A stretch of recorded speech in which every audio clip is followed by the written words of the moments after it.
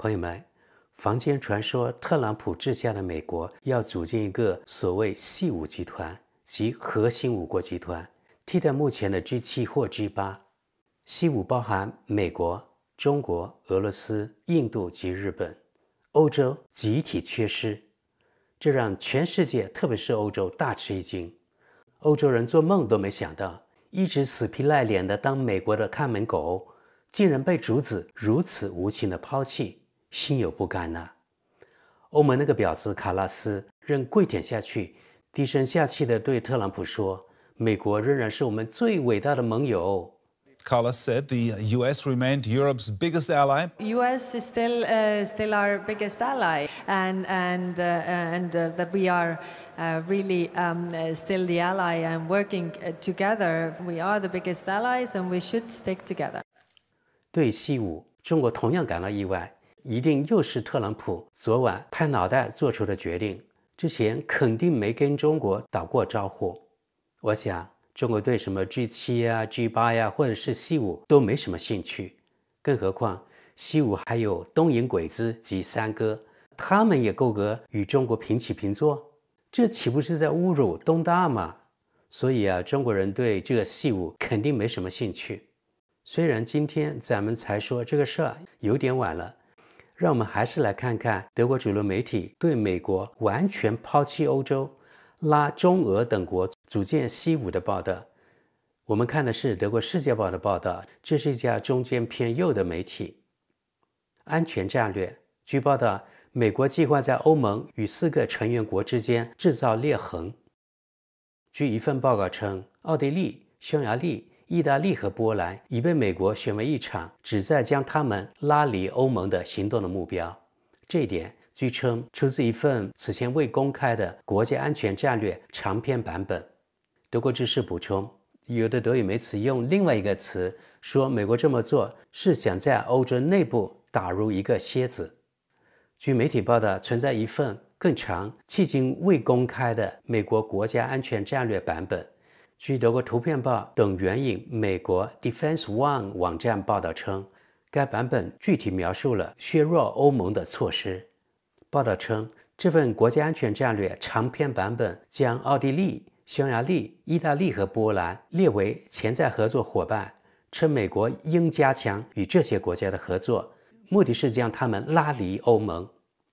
此外，圖片報稱，該文件還指出，應在歐盟內部特別支持那些強調傳統歐洲生活方式，同時又親美的政黨、運動以及知識界和文化界人士。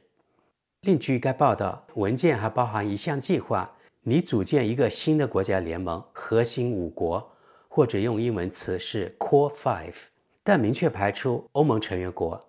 核心五國將包括美國、中國、俄羅斯、日本和印度。好，接着看看德語區網民的評論，是不是氣急敗壞痛罵美國，還是別的？第一條評論，都是咎由自取。當我看到德國總統斯塔因邁爾的政治路線，或是柏林與布魯塞爾那些不斷抨擊美國的聲音時，當前局勢的發展絲毫不會令我感到驚訝。如今，我們正在收穫這種多年錯誤立場，我幾乎想稱之為無理所帶來的後果。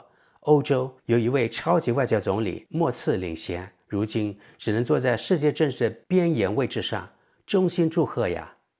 我非常希望在當前環境下，德國選擇黨能夠保持穩定，並奉行一種在外交路線上理性的路線，與美國和俄羅斯都保持良好關係。因為一旦歐盟發生解體，如果我們冷靜審視當前的政治與經濟趨勢，這種可能性正在上升。這種雙軌戰略將成為生存的關鍵。誰曾料到會有今天啊？繼續往下。美國根本不需要在歐盟國家之間打入楔子，這個楔子早在2015年默克爾推行開放邊境政策，真正引爆難民潮時，就已經被他自己打進聯盟內部了。再往下，當前的歐盟顯然已經失敗，必須建立一個全新的歐盟。現在的歐盟已絕對無法改革，與所提及的匈牙利、意大利、波蘭，或許還有奧地利等國家，完全可以開啟新的起點。一位理性的德國總理應當與這些國家共同創建一個新歐盟，總部設在德國慕尼黑，行政機構規模僅為當前官僚體系的5%。下一則，這其實是個再明顯不過的常識。任何自視為傳統歐洲的人，如今本能的會更被波蘭或匈牙利所吸引，而非被過度外來化頹廢的西歐。在這方面，根本不需要來自海外勢力的支持。歐洲正被覺醒文化逐步瓦解和滲透，這一點每個人每天在每個角落都能看得到、感受得到。咱們看跟貼，看看法國就知道，阿拉伯化會把社會帶向何方。我可不想那樣生活，滿眼盡是頹廢。再往下，我早就多次納悶，為什麼歐盟政客們總以為自己可以一邊頻頻對美國出手，一邊還指望美國人永遠站在自己這邊。如今這種形態的歐盟正把歐洲引向無足輕重的境地。下一則，以上是美國人的戰略願景。那麼歐洲人自己的戰略願景又是什麼呢？難道就是在全球推行覺醒式的傳教士鬥爭，再配上氣候狂熱嗎？再往下，歐盟必須先失敗，歐洲各國才有望重新在世界經濟中扮演重要角色。那麼率先抓住這一機會的國家也必將佔據先機。下一則，作為奧地利人，我對美國對我們國家的關注感到高興。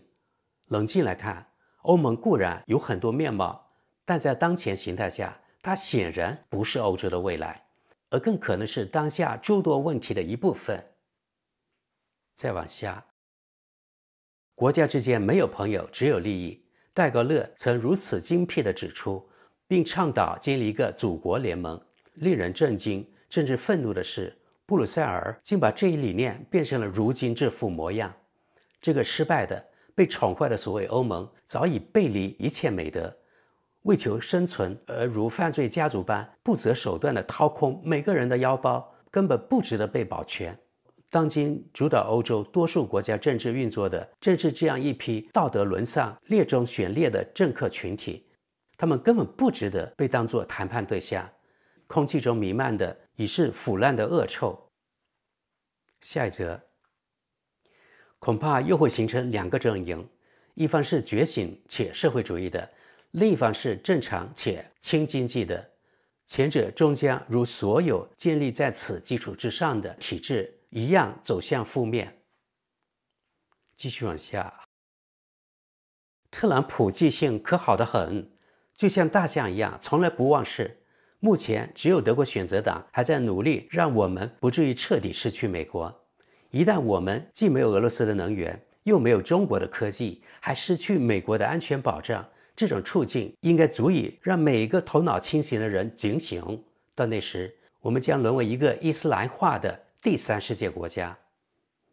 再往下，德國這是自作自受。自從特朗普上台以來，歐洲這邊就只剩對美國的抨擊了。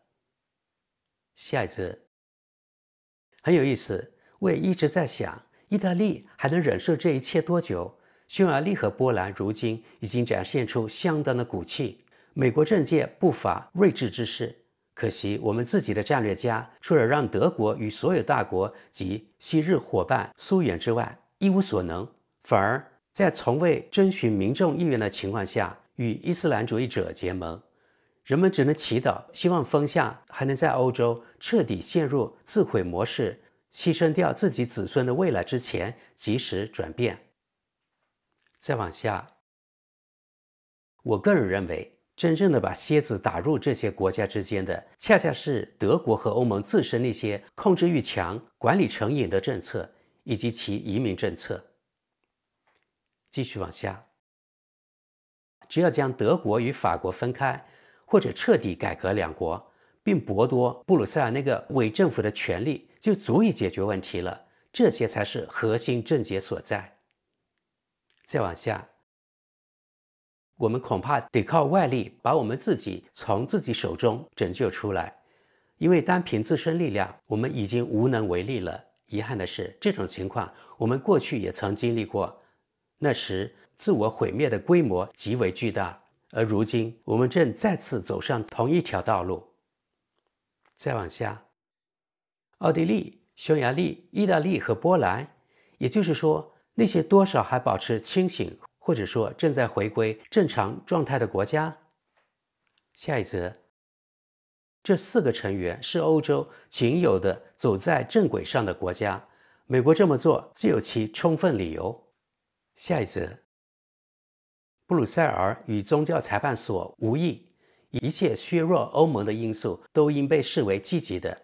試想一下，這個龐然大物如今的經濟總量僅佔美國的65%，而這一比例多年來持續下滑。與此同時，它卻從這更小的經濟體量中徵收比美國高出15%到20%的稅收，並用這筆錢在幾乎各個領域——移民、氣候、社會政策等固化推行一種僵化的意識形態。因此，當前形態下的這一聯盟必須消失，而它也終將消失，無論有沒有美國的幫助。再往下，美國這種做法是可以理解的。當你面對的是一家瘋人院時，自然會先找1-2個護工作為緊急聯繫人，同時另尋其他出路。下一則，特朗普清楚，由於人口結構的原因，法國、德國和英國在2到最多3代人之內將擁有以穆斯林為主的多數人口，屆時很可能演變為伊斯蘭共和國，或淪為類似敘利亞那樣的徹底失能國家。這種發展趨勢，無論在政治上還是在價值觀上，都與以猶太、基督教文化為根基的西方體系格格不入，也違背啟蒙運動的價值觀。因為屆時伊斯蘭教法將凌駕於憲法之上。看跟貼。但像中國和俄羅斯這樣的獨裁國家，就符合西方體系了嗎？再往下。太好了，那我就移民去奧地利。下一則。我想說，美國是在保護這些繁榮的國家免受歐盟之害。跟貼。正如我之前所說，如果歐爾班真有骨氣，他就該退出歐盟。好吧，他確實有性格，可惜是個卑劣的性格。正如我早先所寫，他不過是在各大陣營之間左右搖擺，專挑對自己有利的好處撈罷了。繼續往下。請救救我們，帶我們加入贏家俱樂部吧！拜託了，特朗普，求你了，真的求你了。下一則，當前這種形態下的歐盟，再加上馮德萊恩這位無能的化身所領導，真的沒人需要，它純粹是一種難以忍受的負擔。繼續往下，聽起來像是歐盟國家中仍保有最低限度國家理性的那份名單。特朗普又一次完全正確，或許他能將我們從歐盟的官僚恐怖中解放出來。再往下，我覺得很好，歐盟越少就越能回歸美好傳統的歐洲。我希望能重新回到像昔日歐共體那樣的經濟共同體模式，由主權民族國家組成，而不是淪為布魯塞爾唯命是從的命令接收器。下一則，老實講，我為什麼要和那些比起華盛頓反而更親近哈馬斯的西方國家合作呢？西班牙和愛爾蘭就是2個極其典型的例子。誰要是不明白這一點，就會在中美之間被碾得粉碎。此外，奧巴馬當年就曾下令監聽德國政府，而拜登也已公開就我們的能源政策向我們發出過威脅。繼續往下，讓我們拭目以待下次選舉吧。再忍受2年左翼的瘋狂，選擇黨就會接管政權。我們周圍所有國家都已轉向理性道路，唯獨我們還在容忍這些社會主義空想家。正因為如此，我們的國家正被推向深淵邊緣。目睹連北歐的社會民主黨都轉向現實政治，再對照我們出身高貴的領導集團，真叫人難以置信。再往下。也許這會促成歐盟過度擴張的收縮，終結至今荒謬的難民政策，重組歐洲法院，廢止綠色協議，並推動法國、德國、英國以及同樣治理的極其糟糕的西班牙真正变革性政党的崛起，讓西方世界再次偉大。下一則，美國已經放棄將我們視為夥伴，原因在於我們內部的社會主義結構以及政治上拒絕對此做出任何改變。上一次選舉後，本有機會扭轉局面，卻被白白浪費了。好，咱們看最後一條評論。我們歐洲人能否在10年後依然生活在和平與自由之中，絕非理所當然。歐盟以及許多成員國的政治議程竟如此荒謬且誤於企圖。如今凜冽的寒風已然吹起，只是大多數人尚未意識到罷了。好，朋友們，今天就到這裡吧。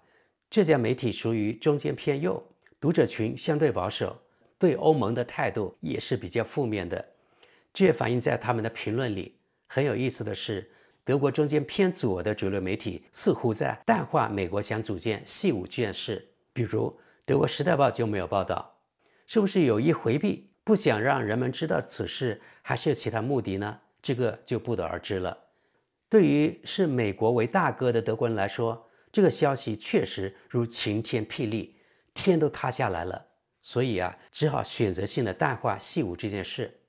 其實，對於美國拋棄歐洲，出於安全考量，歐洲人是非常恐慌的，因為軍事上歐洲人完全沒有能力自保，因為他們根本不是俄羅斯的對手。不過，我們作為吃瓜群眾，繼續吃瓜看戲就行了。特朗普任期滿後，他的接班人可能更不待見歐洲呢。所以呢，好戲還在後頭。